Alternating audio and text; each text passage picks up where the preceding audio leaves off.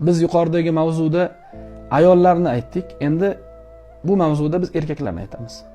Hurmatli erkaklar, oila rahbarlari, ayolimiz bir xato ish qilib qo'ysa, bu xato kullu bani adam xattoun va khayrul xattoina at-tawwabuna. Har bir odam xato qiladi-da.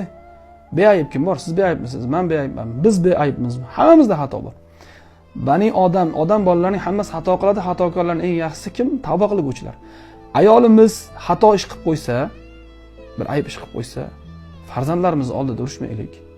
Farzandlarimiz oldida so'kmaylik, haqoratlamaylik. O'zi so'kish gunoh. So'kish gunoh.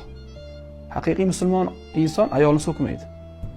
Haqoratlamaylik, kamsitmaylik, yerga urmaylik, qadrini tushirmaylik ayolimizni, ya'ni farzandimizning onasini.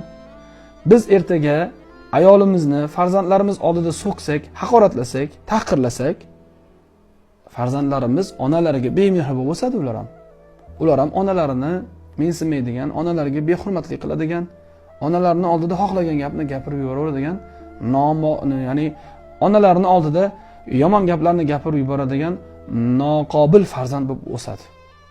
Biz erkaklar nimani eksak, o'shani o'ramiz.